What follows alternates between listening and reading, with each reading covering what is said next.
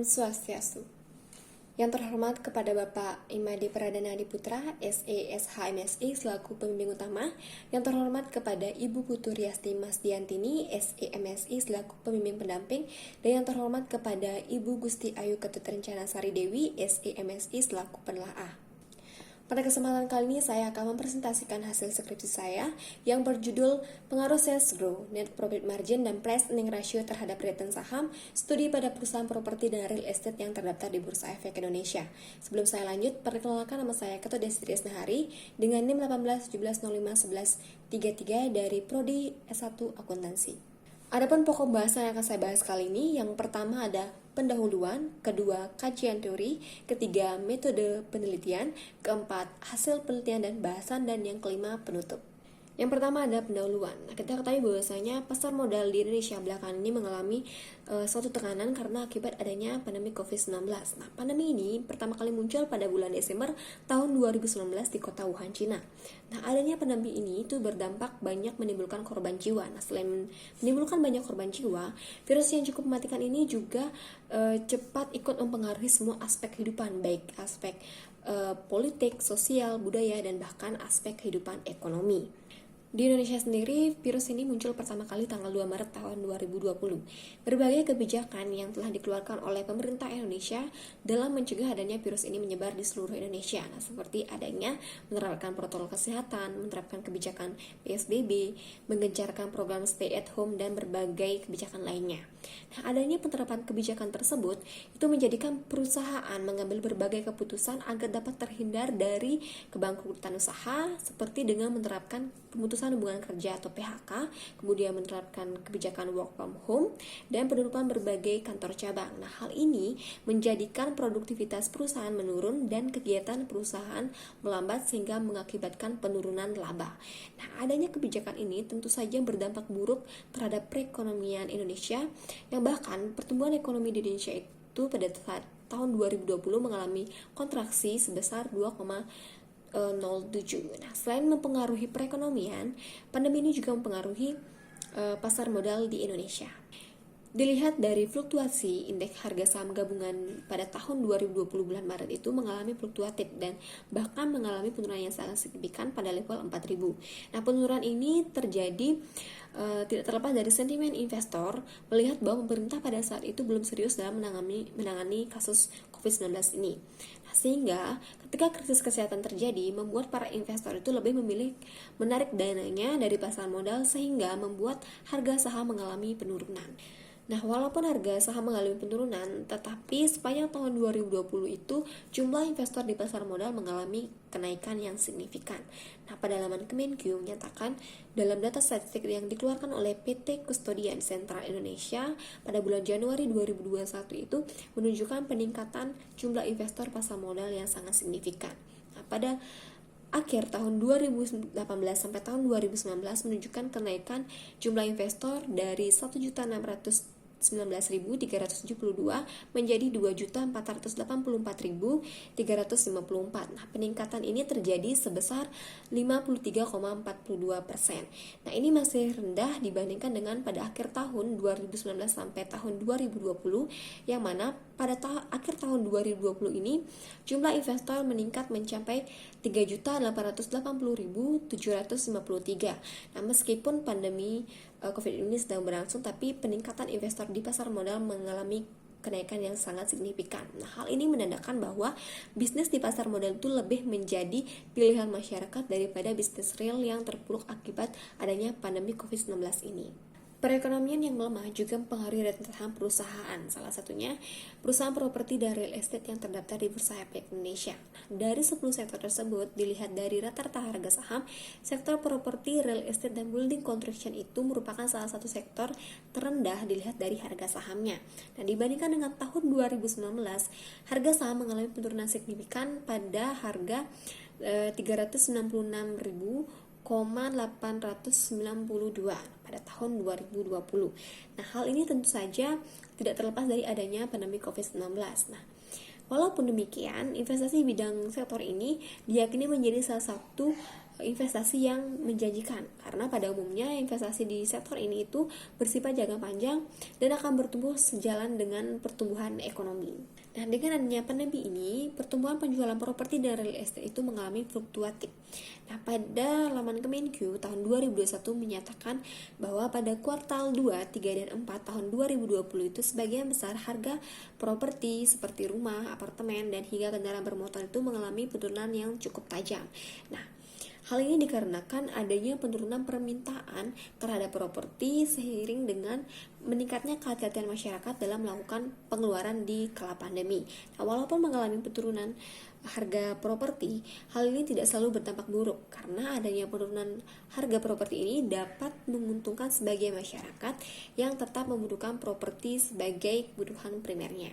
Nah, dalam berinvestasi, investor memiliki tujuan utama yakni mendapatkan return. Nah, sehingga investor membutuhkan informasi mengenai perusahaan dari laporan keuangannya. Nah, laporan keuangan yang diterbitkan itu dapat memberikan suatu informasi mengenai kinerja perusahaan yang dapat dianalisa dengan menggunakan rasio keuangan. Nah, untuk mengetahui informasi keuangan itu bermanfaat dalam memprediksi return saham dan kondisi masa depan perusahaan, yakni dengan cara melakukan analisis rasio keuangan. Nah, adapun analisis rasio keuangan yang digunakan dalam penelitian ini yakni sales growth, net profit margin, dan price earning ratio. Nah, berdasarkan latar belakang tersebut, peneliti tertarik untuk meneliti return saham pada perusahaan properti dan real estate yang berjudul Pengaruh Sales Growth, Net Profit Margin, dan Price Earning Ratio terhadap return saham, studi pada perusahaan properti dan real estate yang terdaftar di Bursa Efek Indonesia. Selanjutnya ada identifikasi masalah penelitian. Di sini ada dua identifikasi. Yang pertama, bagaimana sales growth, net profit margin, price earning ratio, dan return saham pada perusahaan properti dan real estate yang terdaftar di Bursa Efek Indonesia. Yang kedua, bagaimana pengaruh sales growth, net profit margin, dan price earning ratio terhadap return saham pada perusahaan properti dan real estate yang terdaftar di Bursa Efek Indonesia. Kemudian ada pembatas masalah. Yang berdasarkan latar belakang dan identifikasi masalah, maka pada penelitian ini, masalah yang diteliti akan berfokus pada return saham pada perusahaan properti dan real estate yang terdaftar di Bursa Efek Indonesia periode 2019 sampai periode 2020. Selanjutnya ada rumusan masalah penelitian. Yang pertama, apakah terdapat pengaruh sales growth terhadap return saham pada perusahaan properti dan real estate yang terdaftar di Bursa Efek Indonesia? Yang kedua, apakah terdapat pengaruh net profit margin terhadap return saham pada perusahaan properti dan real estate yang terdaftar di Bursa Efek Indonesia? Yang ketiga, apakah terdapat pengaruh price earning ratio terhadap return saham pada perusahaan properti dan real estate yang terdaftar di Bursa Efek Indonesia? Kemudian tujuan penelitian. Yang pertama, untuk mengetahui pengaruh sales growth terhadap return saham pada perusahaan properti dan real estate yang terdaftar di Bursa Efek Indonesia.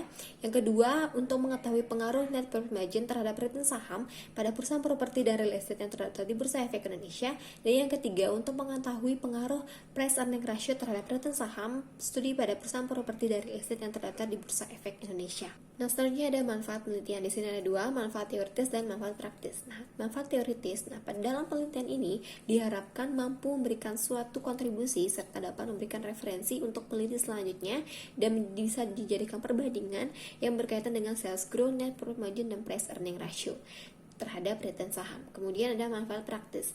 Di sini ada bagi peneliti. Nah, di bagi peneliti diharapkan penelitian ini dapat menambah wawasan serta sebagai referensi perluasan penelitian selanjutnya. Kemudian bagi investor diharapkan penelitian ini dapat dijadikan alat bantu analisa terhadap saham-saham yang diperjualbelikan di bursa melalui variabel-variabel yang digunakan dalam penelitian ini, sehingga para investor dapat memilih investasi yang dapat dinilai paling tepat.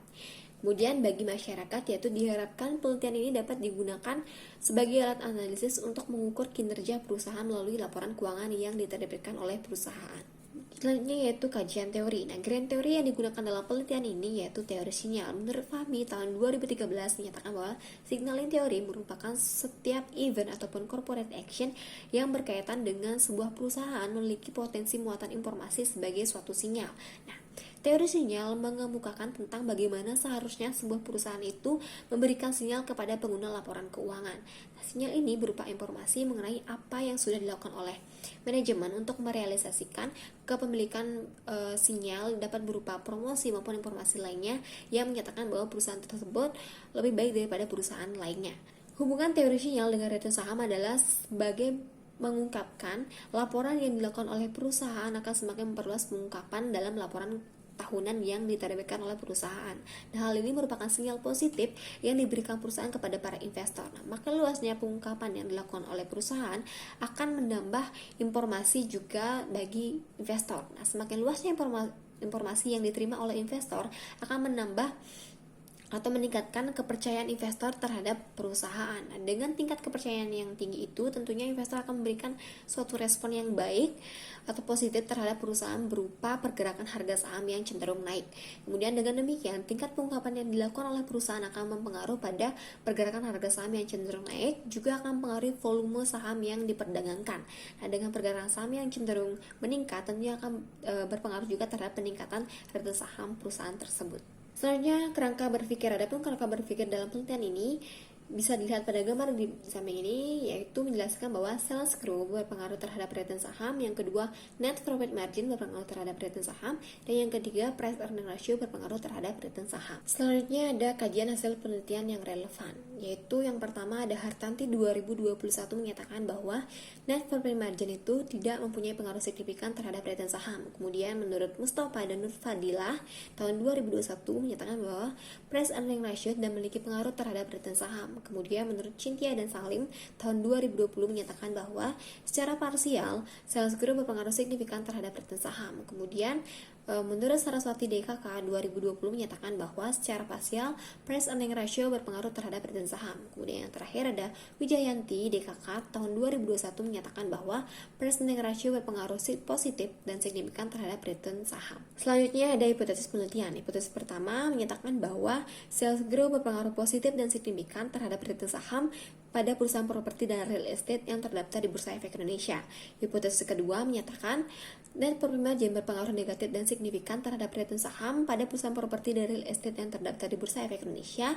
Kemudian hipotesis ketiga menyatakan bahwa price earning ratio berpengaruh positif dan signifikan terhadap return saham pada perusahaan properti dan real estate yang terdaftar di Bursa Efek Indonesia. Selanjutnya yaitu rancangan penelitian. Rancangan penelitian bisa dilihat pada slide berikut ini, yaitu dari judul bisa ditarik latar belakang dan masalah penelitian, kemudian ditentukan kajian teori, menentukan konsep variabel, kemudian menentukan hipotesis, kemudian menentukan teknik pengumpulan data yaitu dokumentasi, selanjutnya teknik analisis data yaitu terdiri dari analisis statistik deskriptif, kemudian uji asumsi klasik, dan yang ketiga ada uji hipotesis. Kemudian didapatkan dengan hasil penelitian dan pembahasan. Selanjutnya bisa ditarik kesimpulan dan juga saran. Selanjutnya bab 3 yaitu metode penelitian. Nah, populasi yang digunakan dalam penelitian ini yaitu perusahaan properti dan real estate yang terdaftar di Bursa Efek Indonesia periode tahun 2019 sampai tahun 2020, yakni berjumlah 78 perusahaan. Kemudian sampel. Pengambilan sampel menggunakan metode proporsi sampling dengan kriteria tertentu, yakni yang pertama, perusahaan properti dan real estate yang terdapat di Bursa Efek Indonesia periode tahun 2019 sampai tahun 2020. Kemudian, perusahaan properti dan real estate yang mempublikasikan laporan keuangan tahunannya selama periode tahun 2019 sampai tahun 2020. Selanjutnya yaitu laporan keuangan perusahaan properti dan real estate yang terdaftar di Bursa Efek Indonesia dalam rupiah. Nah, hal ini dilakukan untuk memudahkan dalam mengelola data. Kemudian, perusahaan yang tidak melakukan kebijakan aksi korporasi dari periode 2019 sampai tahun 2020. Selanjutnya ada perusahaan yang disuspend atau dihentikan sementara dalam perdagangan saham periode tahun 2019 sampai tahun 2020. Nah, selanjutnya ada variabel dan definisi operasional variabel penelitian, yaitu variabel terikat di sini ada return saham. Kemudian variabel bebasnya terdiri dari sales growth, net profit margin, dan price earning ratio. Nah, selanjutnya yaitu ada metode pengumpulan data. Yang pertama, jenis data yang digunakan dalam penelitian ini yaitu data kuantitatif. Yang kedua, sumber data dalam penelitian ini adalah data sekunder berupa laporan keuangan. Yang ketiga, metode pengumpulan data yaitu menggunakan metode dokumentasi. Selanjutnya ada metode dan teknik analisis data. Yang pertama ada analisis statistik deskriptif, yang kedua ada uji asumsi klasik yaitu terdiri dari uji normalitas, uji multikolinearitas, uji heteroskedastisitas, dan uji autokorelasi. Kemudian ada uji hipotesis yang terdiri dari yang pertama uji regresi linear berganda, kemudian ada uji parsial atau uji T, kemudian uji simultan atau uji F, kemudian uji koefisien determinasi, dan yang terakhir ada uji beda. Selanjutnya bab 4 yaitu hasil penelitian dan pembahasan. Yang pertama ada deskripsi data, yaitu gambaran umum objek penelitian. Nah, objek penelitian dalam penelitian ini yaitu perusahaan properti dan real estate.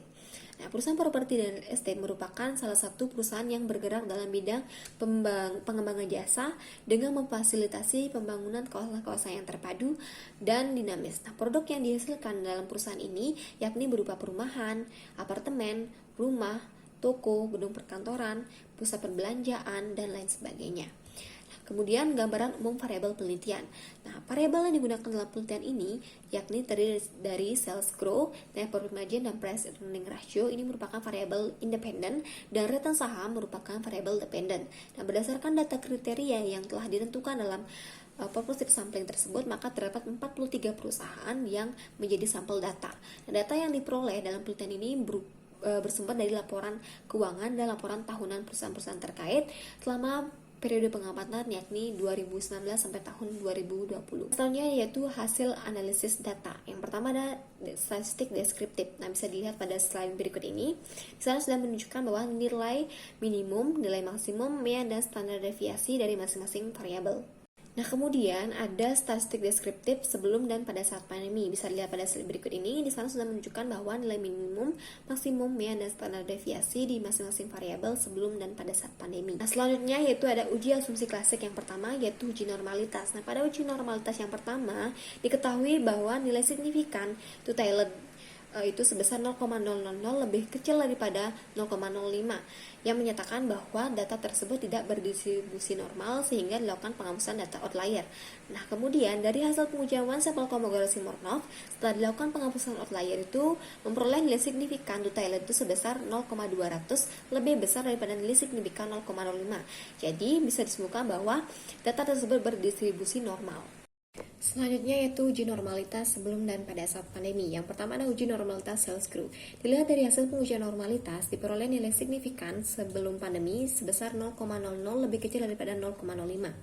Yang mana pengujian ini menunjukkan data berdistribusi tidak normal. Kemudian diperoleh nilai signifikan total pada saat pandemi sebesar 0,200 lebih besar daripada 0,05, yang mana pengujian ini menunjukkan data berdistribusi normal. Kemudian uji normalitas net profit margin.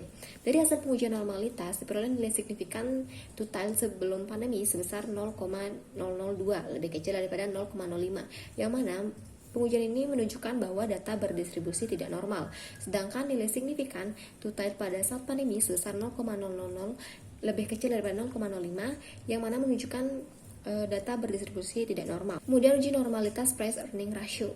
Dilihat dari hasil uji normalitas, diperoleh nilai signifikan sebelum pandemi sebesar 0,000 lebih kecil daripada 0,05, yang mana pengujian ini menunjukkan data berdistribusi tidak normal. Kemudian nilai signifikan total pada saat pandemi sebesar 0,000 lebih kecil daripada 0,05, yang mana pengujian ini menunjukkan data berdistribusi tidak normal.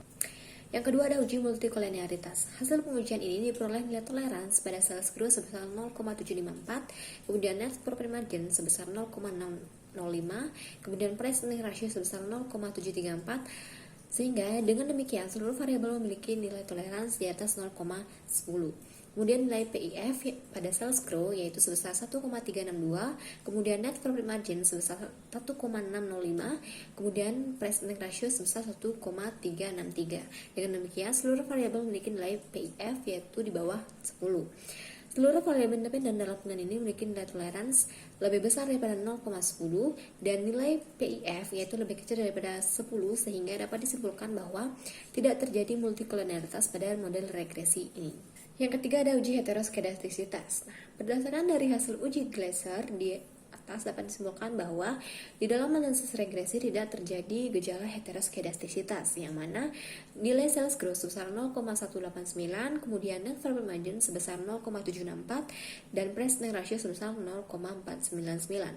Nah, hal ini dengan jelas menunjukkan bahwa tidak ada satupun variabel independen yang signifikan secara statistik mempengaruhi variabel dependen nilai RES2, yang mana ini dikarenakan nilai probabilitas signifikannya di atas 0,05. Uji yang ketiga yaitu uji autokorelasi. Nah, dilihat dari tabel di atas, diketahui bahwa nilai Durbin Watson dalam model regresi ini adalah sebesar 1,852 dengan nilai N sebesar 62, K sebesar 3, sehingga diperoleh nilai DL yaitu sebesar 1,4896, nilai DU sebesar 1,6918.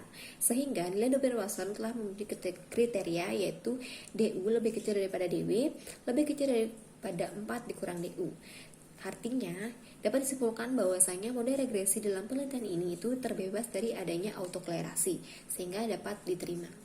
Kemudian yang kedua ada uji hipotesis. Yang pertama ada uji regresi linear berganda, yang mana hasilnya yaitu nilai konstan adalah sebesar 0,225 dan nilai ini menunjukkan bahwa apabila variabel independen yaitu sales growth, net profit margin, dan price earning ratio bernilai 0 atau dianggap konstan dan tidak mengalami perubahan, maka tingkat variabel dependen yaitu return saham sebesar 0,225 satuan.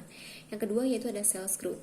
Nah, koefisien regresi variabel dari sales growth sebesar min 0,197, artinya jika sales growth meningkat sebesar 1 satuan, maka return saham perusahaan properti dan real estate akan menurun sebesar 0,197 satuan dengan asumsi variabel yang lainnya itu konstan.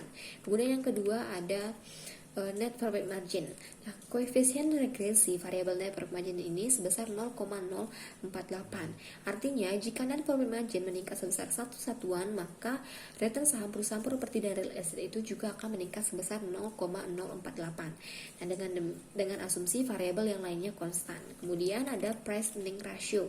Nah, koefisien regresi variabel dari price earning ratio ini sebesar 0,004. Artinya, jika price earning ratio meningkat sebesar 1 satuan, maka return saham perusahaan properti dan real estate itu juga akan meningkat sebesar 0,004 satuan dengan asumsi variabel yang lainnya itu konstan. Uji yang kedua yaitu uji parsial atau uji T.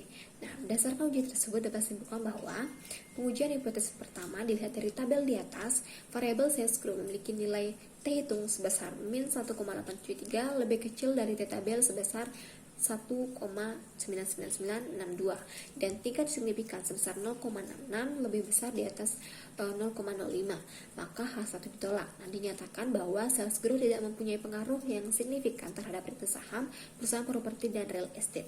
Pengujian hipotesis yang kedua yaitu berdasarkan tabel di atas, variabel net profit margin itu memiliki nilai T hitung sebesar 0,717 lebih kecil dari T tabel sebesar 1,99962 dan tingkat signifikan sebesar 0,476 di atas 0,05, maka H2 ditolak. Dinyatakan bahwa net profit margin itu tidak mempunyai pengaruh signifikan terhadap return saham perusahaan properti dan real estate. Kemudian pengujian hipotesis yang ketiga yaitu berdasarkan tabel di atas, variabel price earning ratio memiliki nilai T hitung sebesar 2,272 itu lebih besar daripada T tabel yaitu sebesar 1,99962 dan tingkat signifikan sebesar 0,027 di bawah 0,05, maka H3 diterima.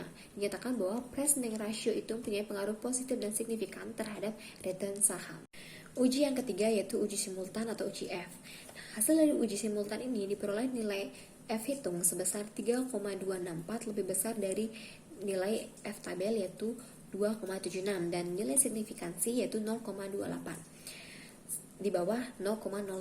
Artinya variabel independen sales growth, net profit margin, dan price earning ratio itu secara simultan memiliki pengaruh positif dan signifikan terhadap variabel dependen yaitu return saham pada perusahaan properti dan real estate. Uji yang ketiga yaitu uji koefisien determinasi. Nah, hasil uji ini diperoleh nilai A just R square sebesar 0,100 atau 10%, artinya bahwa kemampuan variabel dependen sales growth, net profit margin, dan price earning ratio itu dalam menjelaskan variabel dependen atau return saham hanya sebesar 10%, sedangkan sisanya sebesar 90% itu dijelaskan oleh variabel lain yang tidak masuk atau tidak diteliti dalam model regresi ini. Uji yang keempat yaitu uji beda. Nah, dalam uji beda ini menggunakan uji Wilcoxon sign test karena data berdistribusi tidak normal.